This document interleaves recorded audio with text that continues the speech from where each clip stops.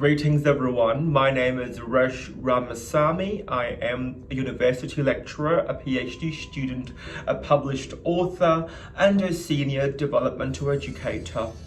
Vlog 16 is devoted towards unpacking the narratives pertaining to international student voices. This vlog is orchestrated quite differently, where the bulk of the vlog in the way of content will be deriving from international student voices, including a special guest as well. The last 6 months, I've had the privilege in connecting and talking to a large group of international students, 200 and more, from different countries. And some of these countries include Australia, Malaysia, Singapore, UK, US, and India. The purpose of this huge undertaking was to understand the international student experiences from their vantage point. And the only way that I saw as fit or integral to the whole process is by immersing myself in their lives through authentic discussions and authentic collaborations.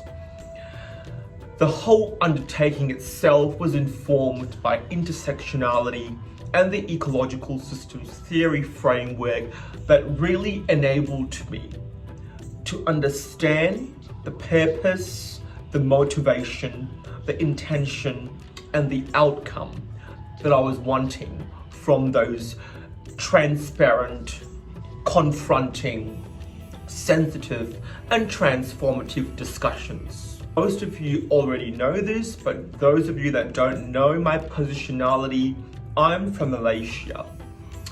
Whilst I call Australia home, and I've been living in this country for quite some time now, I am very much international, and I consider myself a foreigner in this beautiful country.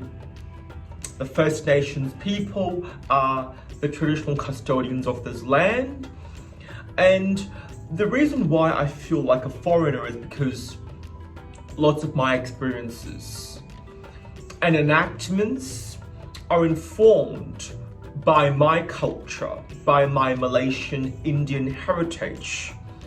And it was quite difficult for me growing up in this country, especially navigating social, academic, and personal life. I won't bore you with my experiences, as this whole vlog is devoted to the international student experiences. However, given I am international in my own way, I would like to share briefly on one experience from my master's program. I was very privileged to have met this person who was my lecturer in one of the topics in the master's program. Prior to meeting this lecturer, I experienced a series of challenges in my master's program that can be framed as discrimination, taking form of homophobia and racism. And as a result of that, I'd lost my confidence and self-worth, but I realized I had to keep going. From my interpretations and observations of her teaching and learning style, what became very apparent were as follows. In the very first instance, she was respectful. She did not make anyone feel inadequate, regardless of their accent or how they would pronounce things. She made everyone feel safe, welcomed, and included. Secondly, it's the way she would engage with the students. She would give every student or make an opportunity available for students to share their opinions, their voices, their life experiences, and their content understanding. And the way she would actually orchestrate this was very inclusive and in a very culturally sensitive fashion. Most students, including myself, felt we could say anything in that classroom and it would not be judged and it would not be mocked. We felt that we belonged in that classroom. In fact, That was the only topic throughout the whole master's program where I felt safe, I felt championed, I felt included, and I felt celebrated. And thirdly, she actually humanized the whole teaching and learning experience. She would immerse herself in the lives of the students, with boundaries of course, but to understand them from an insider-outsider perspectives. You see, most lecturers or academics have a clear divide between lecturers and students, and most of the lecturers will only engage with students purely based on academic work or progression or development. But lots of lecturers fail to understand that there is also a whole other world outside of academics for international students. And this lecturer did all of that. She would take interest in your mental health. She would take interest in your work life, and she showed that she cared about you as a human being. And this, to me, I really think it's a rarity these days. It's not common. And in fact, those three things I've mentioned right now are those same things the students I spoke to and those that are featured in this vlog have also asserted with confidence. They want the same thing. Hi, nama saya Nitya and I'm from Malaysia. I'm currently doing my degree in psychology, doing my bachelor's here, and I've been here now for 4 years in Adelaide. So firstly, coming from a really busy city in Malaysia, everything is just really fast and really quick. So definitely coming over here in Adelaide, it was just amazing to see how everyone's relaxed and chill. That's something definitely I really enjoy the most over here. My degree has taught me to really express myself, especially more in my sector. Basically would be like taught me my basic knowledge about it, and the uni itself really exposed me a lot, especially coming again from Malaysia with no job experience of any sort. Coming here was really like going into the deep sea, but the uni really brought me, like held my hand and really brought me through the whole thing, and it was really supportive of that. And that to me has really shaped me for who I am right now. Being here has definitely made me more independent, especially being here away from family. I didn't really have anyone else to like physically or emotionally depend on. So uni really helped me, like shape me up in that way to be like, it's okay to venture it on your own. The community there is there to support you. Being an international student alone here in an international country is really daunting to begin with, as for myself, back home, I'm always surrounded with family and friends, and over here, I'm just on my own. And to create that circle was a really, how do I put it, adventurous experience, as it is more of like, if you do not find a common ground with them, it's really tough to create that bond. So being here really taught me to be, it's okay to be alone. You don't really have to have like friends with you 24/7. I guess it would be because of the communication breakdown really, because my first year here I was just surrounded with international students, and back home family was always telling you, oh, make friends with Australians, be friends with the locals, and I'm like, well, I can't find them. I'm always surrounded by international students. So the common ground that we had was just basically being international, but whereas when I was in my degree, I was surrounded with a lot of locals, and over there was quite daunting because we didn't come from a common ground. And yes, it's more like once you're in lectures, and then once you're out, you're out. So there really wasn't like periods where you get to be like chill and relax and mingle with them. So that really taught me that it's okay to be alone at times, but obviously you would like someone to rely on, especially when you're in class and stuff like that. Coming again from an Asian background, everything was very competitive. We compete for everything. So over here in Australia, it's pretty laid back when it comes to the education sector, where they're more like, okay, it's okay to pass. But being an Indian from Malaysia, you're like, when I'm always told to get like straight A's, get high distinctions and everything, but over here you're like, it's okay. And I'm like, no, I have to get an A. But that to me definitely was a huge conflict with my morale, where I'm like, what do I want to do? Do I want to just pass, or do I want to get like high distinctions and everything? Another huge conflict as a student. Due to this whole corona situation, education has just been from face to face, been moved to online. So that has taught me about how I personally am when I'm studying. I would rather have it face to face, because it can get very challenging first to begin with. Is that creating a whole new routine and like getting to like everything's just online. So to begin with, there's a lot of distractions. You've got your internet right in front of you. So I mean, Netflix, babe. Hey. and what more, being a student, procrastination is there. So that is the biggest battle for me as a student. Shout out Netflix, you guys got promo. Let's begin with the smallest step, where universities have their tutorial classes, and that's where students can create a bond with their lecturers. And what lecturers can do in the first few weeks is that really create that understanding between students and lecturers with respect of the boundaries, where students can actually express their really true inner feeling about the course. And this would definitely create a better understanding for the lecturers to hope for the best for the student. 你好, I'm Jia. I'm come from mainland China and study Master of Social Work. I think international students are experiencing different level of loss and grief. For example, they living their familiar environment, living without families and friends and familiar and social networking. And some of them might spend a huge amount of their savings on just tuition fees. So it takes a lot of time and energy to deal with the loss and grief, which have a huge impact on their lives.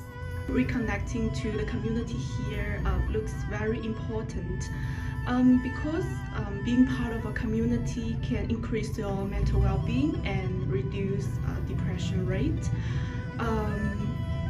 But it is not very easy for international students to participate in local communities due to their language barriers and cultural differences. As a non-English speaker, and like different social norms and different cultural backgrounds, all this contributes to a higher depression rate on international students. So, for example, some of my friends, they are attending high school in Adelaide, and they are taking some antidepressant tablets,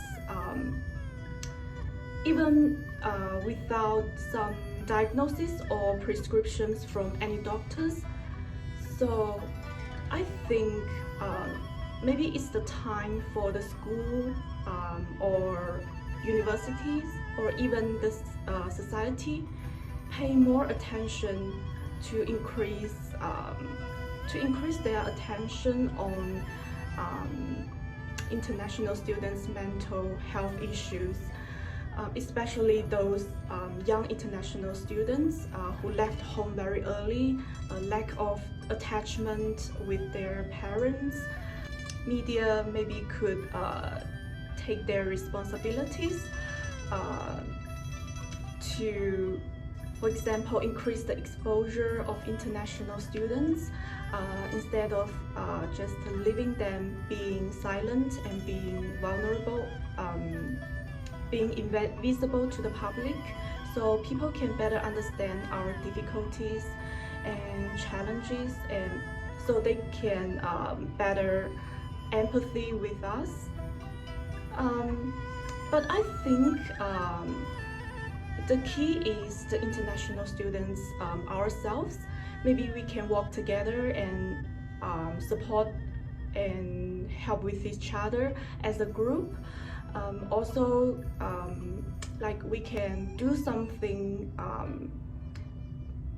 which have positive impact on the society, and we can build our positive image, like what other each populations do. For example, LGBTIQ communities, they try very hard to transfer the discourse of the society to build their positive and strong image. So I think it is really good idea and example for international students as another vulnerable group to do. It's crucial to recognize those invisible racisms around the campus, even though there's not very visible behavior against international students, but sometimes you can still feel the distance from local people. So I think proper trainings to the staff members or to other students to raise their cultural awareness, maybe like the university do for Aboriginal and Torres Strait Islander people.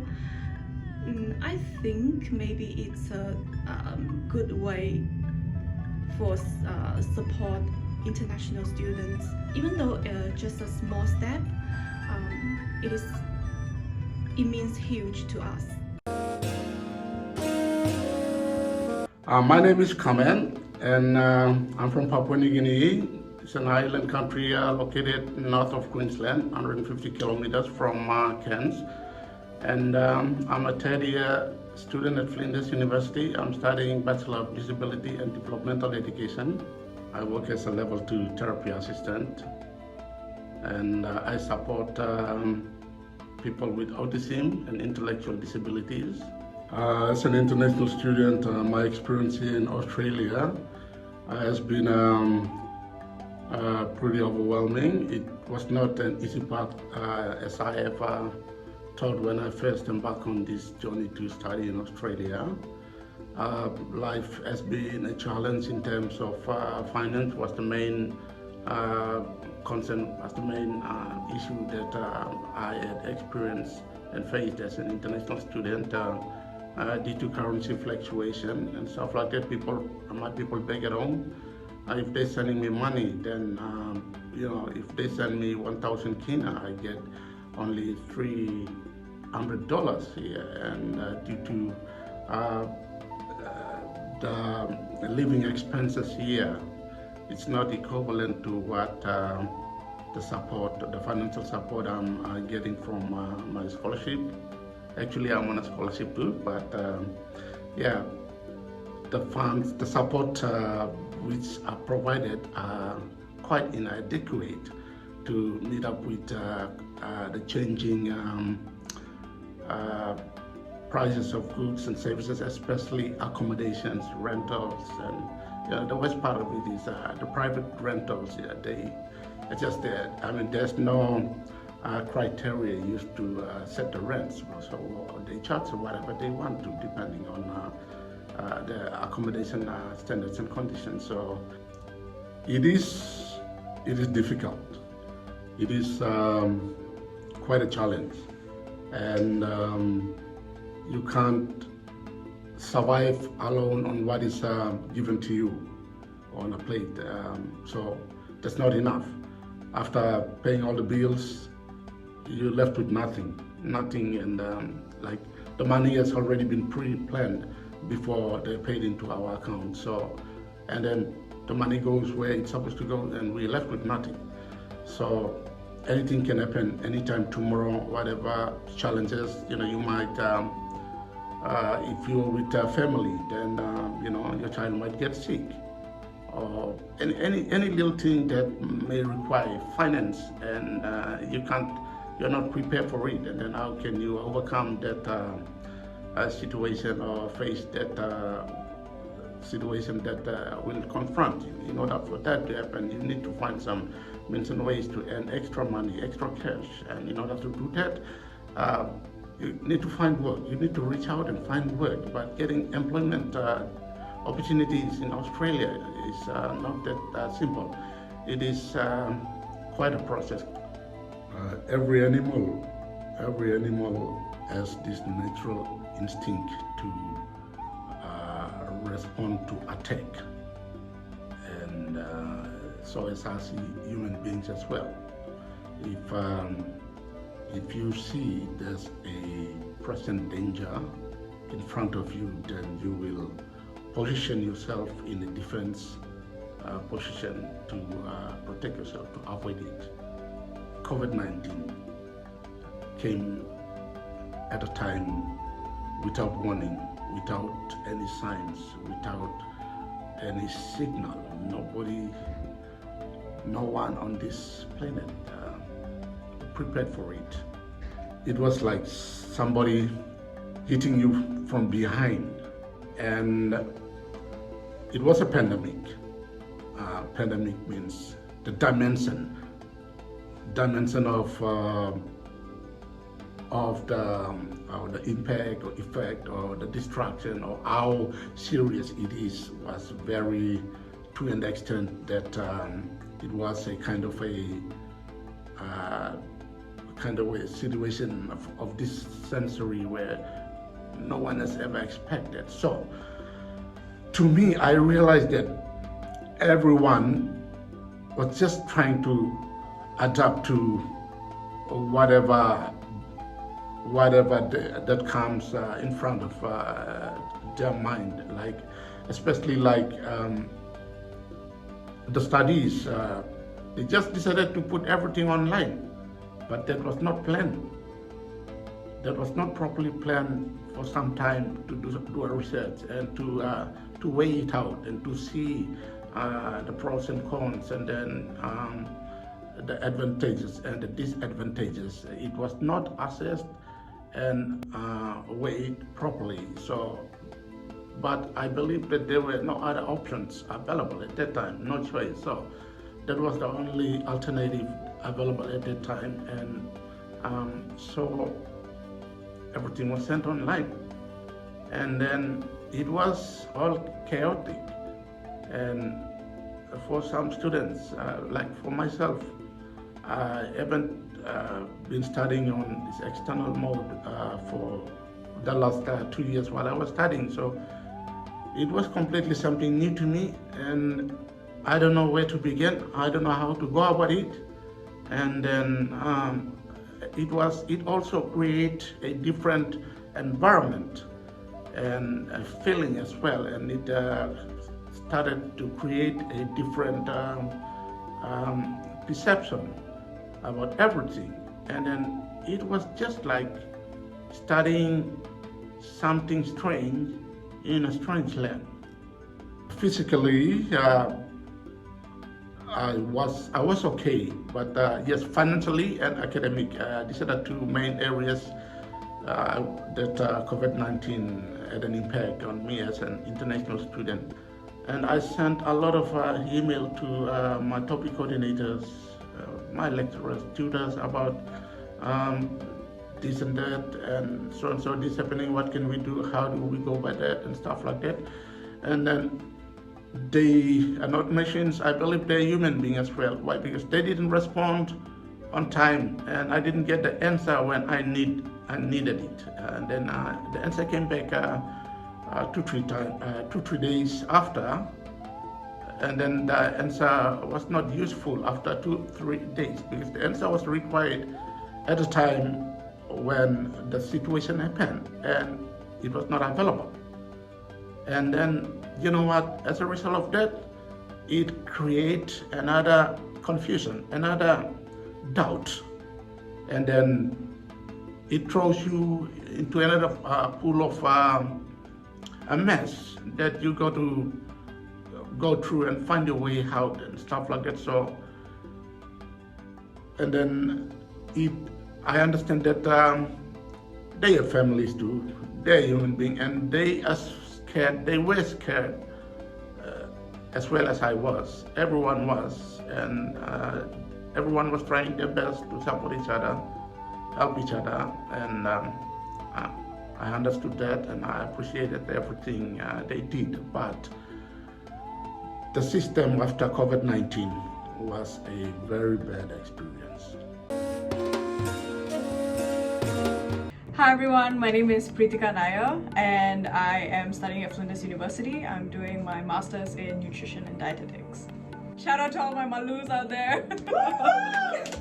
So I was studying in Brisbane for 2 years. I did my bachelor's degree there, and then I moved to Adelaide last year in February. And it was kind of difficult because in Brisbane I had sort of created a life there with friends, and I sort of made a community there, and I had some relatives as well. And as soon as I came to Adelaide, it was sort of like I just went back to like ground zero, and I didn't know anybody, and I was in a house I was living in a house where I didn't know anybody else, and I didn't really know where to go, and I was really sort of like not feeling too good about myself. I wasn't really, connecting with anybody in class either, and I just felt like I was really, really alone, and I couldn't really, do much in this place. But I think it sort of changed a lot because I met a lot of other international students, and especially Malaysian students, and it really made me feel like I found my community again, like these two here, and now I stay with them. Local students, I guess, are a little bit more difficult to approach. I always feel like there's sort of a us versus them narrative, and I feel very intimidated to talk to them because they don't seem like we have a common ground to talk anything about. And so in my head I'm sort of like, oh, so I don't think I have anything to talk about, although I feel like I think I know a lot of things that they know too, maybe not Australian local things, but maybe other Western things, but there's nothing really I can share, whether it's about these sort of things or even about my own culture. And it's hard to approach them and sort of blend in with that sort of community. As a person who doesn't really talk to a lot of people all the time, and I don't really take a lot of initiative to go up to people and have a conversation with them, I think one good thing I've learned about Australia is how open they are, and they're very welcoming in that sense to talk to literal any stranger. And I've come here on holiday before I actually started studying, and my whole family was really, really surprised because we could be on a bus and we could have never met each other in our entire life, and you would start a conversation about you and your baby, and it was fine. It's not weird and it's not invasive. It's really sort of like comforting, in a sense that you can still talk to these people, and maybe not getting like a deeper personal connection, but still, talking to someone is always feels great. So yeah, only recently I've sort of seen other people, like I've got 2 other Singaporean lecturers, and it makes me kind of go, oh, okay, those are kind of like my people. And even if they're not necessarily Indian, it's still like you have gone through the same experiences I have, and I'm seeing you now at a place where I'd like to see myself in the future. So it's very sort of reassuring because I'm like, okay, it gets better from here. I guess to incorporate more about the different cultures and educate not only us about the local culture, but also educate the local students about the international culture. Because as much as we are part of Australia, Australia is part of the wider world where white people may not be the majority. And so I think it's important because if we want to go out from here, even local people would also have the experience and learn more about other cultures and can be more sensitive and can appreciate other cultures better. Hello, my name is Ruth. I'm Nigerian, and I'm here to study a Master's of Public Health, and I'm down to my 3rd semester. Yay! So I have 1 more semester to go, and yep, we'll be done with the Masters.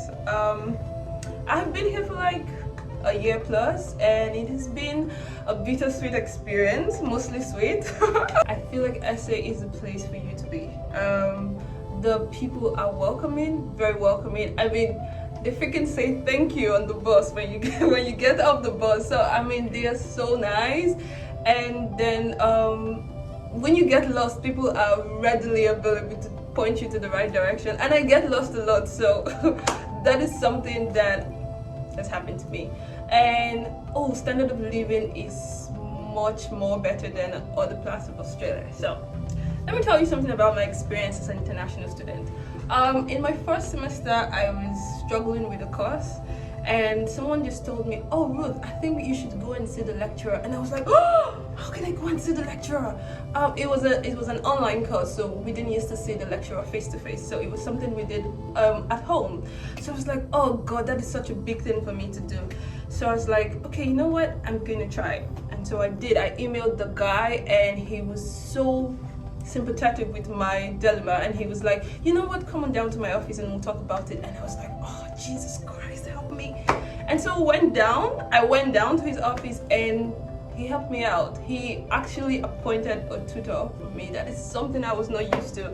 And he was like, if you have any problems, don't be afraid to call me or email me or whatever. And I did pretty well in that course after that. So I feel like I don't know about your university, but my university experience has been amazing. The lecturers are great, the people are nice, they will dumb it down for you in a way that you understand and you can assimilate more, and I feel like it's really great. So experience wise, as an international student, I would say 10 over 10. It's amazing, the people are nice, the lecturers are understanding, everyone wants you to achieve your aim, and that is just beautiful. There are days that you just feel like, oh my god, what have I done? Why did I come here? Why are things not working out for me? And that is not the experience they promised you when you were applying for your visa.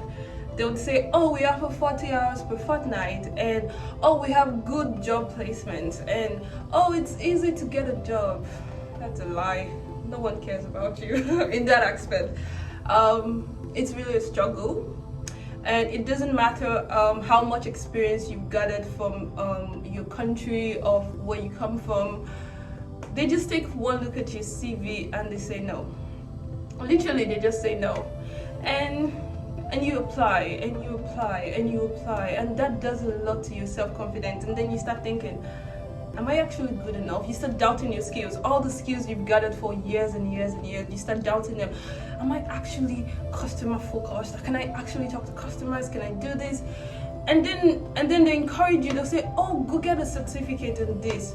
And I kid you not, you get a certificate for everything. You get a certificate for cleaning, you get a certificate for walking, you get a certificate for freaking talking. They want to see, they just want to see those certificates, and they keep forgetting that these things cost money. And with the amount of money we pay for tuition, I don't know where they expect us to get the other monies from. So the worst experience so far has been in the employment sector. It is frustrating. It is. I'm not generalizing, not for all international students, of course. Some people are lucky and they try one time and they get a job. But other people like me, it has not been favorable. And sometimes you just cry and say, oh God, help me. And that is really disheartening, because as an adult, all you want to do is be self-sufficient. Of course, our families back home, they have the financial capability of taking care of us, like tuition fee wise and rent wise, and the basic things. But you want to be able to get your nails done without asking mommy for money or daddy for money, and you want to be able to go and watch a movie without thinking, if I spend $20 in this movie, do I have money to buy groceries next week? Just things like that. So that aspect has just been really annoying. But then you just have to keep going. You can't give up, and you just have to keep developing yourself. If they say, you got to do this course, you do it. If they say, oh, you have to volunteer, you just volunteer, and you have to do this. Just try and do it, and just hope that one day somebody somewhere would believe in you enough to actually just give you a try. I'm a firm believer that everyone that wants to work, regardless of whatever experience you've had or haven't gotten yet, everyone that wants to work should be able to get a job. And then you should judge the person's capability to work based on how the person has worked so far. You can't really tell that a person has this skill or that skill based on what the person writes on their CV. Because what a lot of recruiters don't know is that people lie on their CV. You lie and you fabricate your experience, and you make it look bigger than it actually is. And then you take one look at the CV and you're like, oh, this person is qualified. But at the end of the day, that person is not qualified. Whereas people like me that are honest with our CV, and we say, okay, we have this amount of years and we come from here and you don't even give us a try, when at the end of the day we're the ones with all the wealth of experience, but you don't give us a try because we didn't lie. So people here are always very nice. I don't know what's in their heart. They have a way of making you feel like you're welcome. Just come. We love you. We understand you. We want you here. But it is not true. I have a lot of friends that have been here for years and years and years, and some of their experiences are just really gruesome. Like, they tell you their experience and you're like, oh, I hope this doesn't happen to me. And if you are like me, that is so scared of everything, then that does a lot to your mental health, I tell you. For instance, there was an incident on 7 News, I think 2 weeks ago, about a group of African kids that were on the bus and they were harassed by, well, a not so African kid. That thing gave me nightmares, I tell you. I was like, I didn't have family here, I'm here by myself. So I went home and I was just thinking, I take the bus every day. I take that bus every day. What if this happened to me?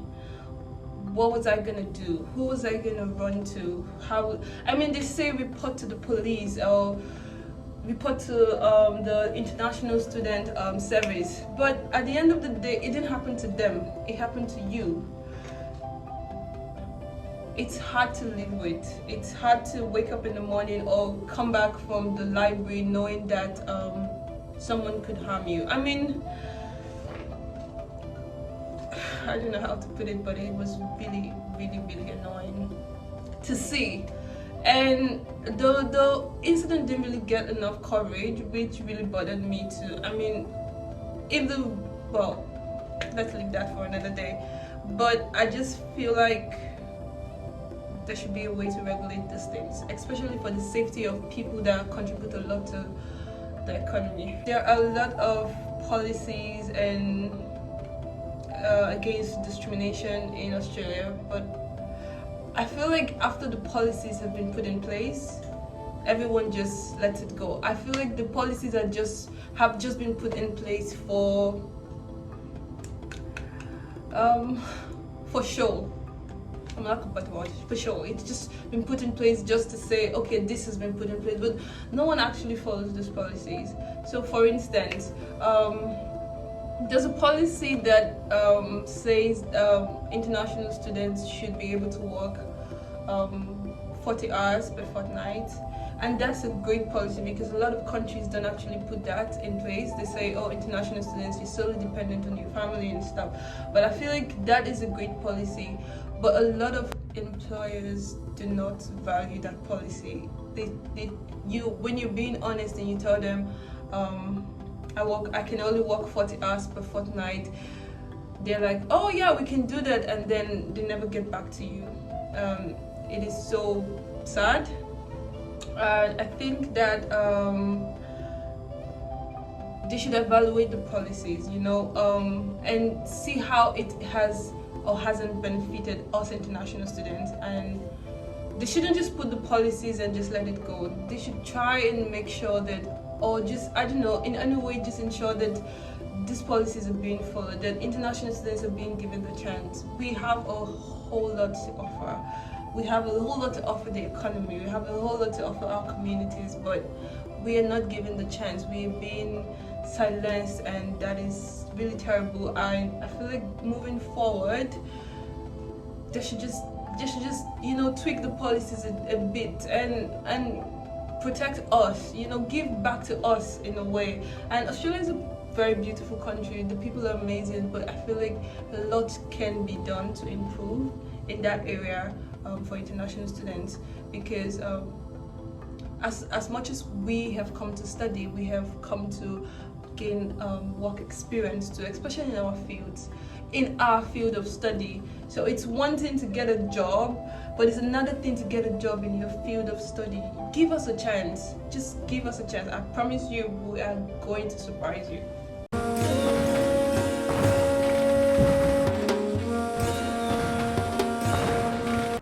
Hello everyone, my name is Dr. Munir Musa. I hold a PhD in education with a concentration in human rights education.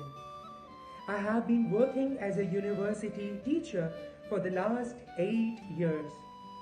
Further, I am a volunteer director of Global Forum for Teacher Educators, where I promote free human rights education and value education among children and women of marginalized communities. I have been interacting with global learners to understand their problems for the last 8 years. And to be honest, they are facing unprecedented challenges. Here, I will talk about 3 pertinent challenges faced by international students based on my research project report. Those are: number 1, inaccessibility to higher education; number 2, intolerance; and number 3, ban on free speech. The inaccessibility of higher education is very common due to lack of transparent funding mechanism. In addition, income and gender divide plays pertinent role. Rising education cost due to the commercialization of education has resisted many young people to quit their higher education. Although a few funding agencies are providing scholarship opportunities to the talented individuals, the decision remains in the hand of powerful education commissions. Number 2, these days, universities are the hub of breeding extremism and intolerance. Politics, racism, and cultural insensitivities have stimulated clashes among learners. Well, we can't blame students completely for their participation in violent activities. They are being indoctrinated to preach an extremist ideology. But why? We need to find the root cause. I hold this viewpoint that young people participate in violent activities when the policies fail to deter their rights. Although universities claim that they support social justice practices, but to be honest, it has failed to support social justice practices in most of the developing countries.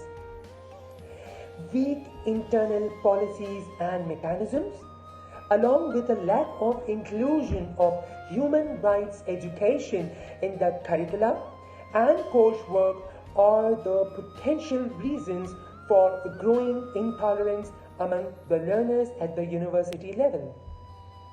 Number 3, free speech is the right of every individual.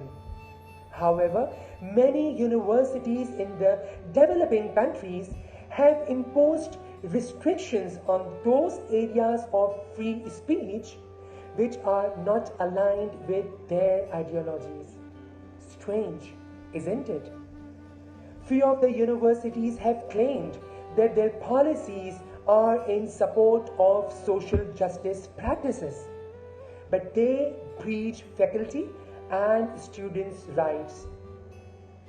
Ban on free speech has radically extended hate speech and intolerant activities among the learners at the university level. Now, I would like to give some recommendations. I strongly believe that the higher education policies has the potential to stimulate social justice practices. In this regard, liaison between policy and its execution is of utmost importance.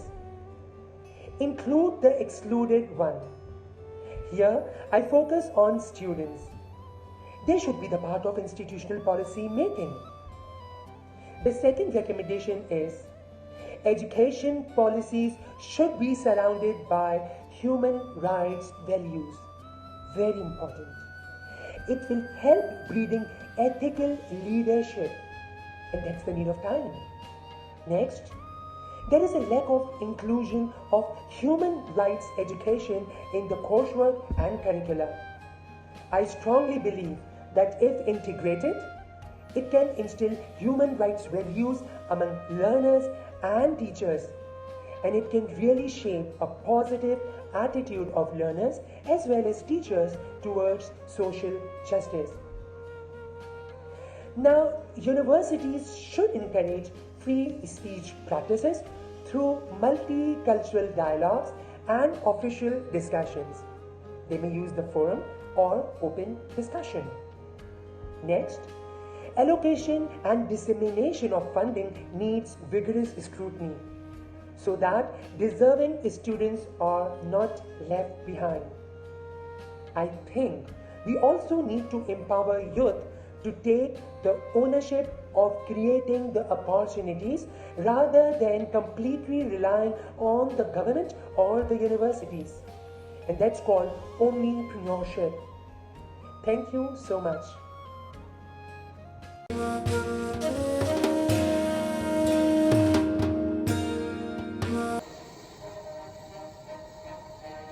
Negaraku, tanah tumpahnya darahku, rakyat hidup bersatu dan maju. Rahmat bahagia Tuhan kurniakan,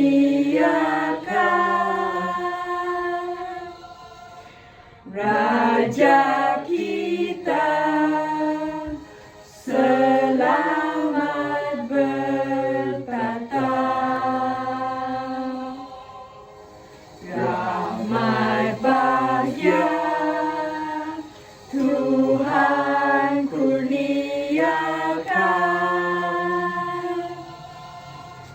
Raja kita selamat bertata.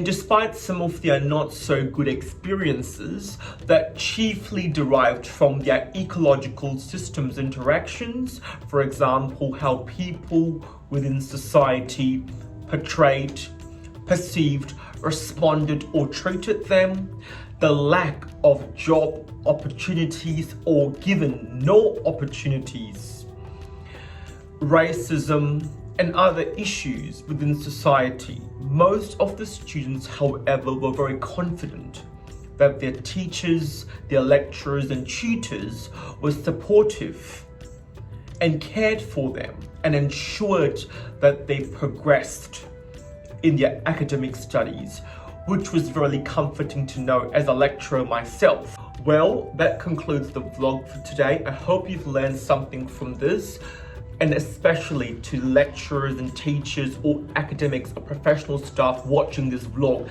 I hope you've taken something from this vlog, and I hope this will inform your conduct and deportment towards international students who are vulnerable, are sensitive and beautiful beings that require love, care and unconditional support.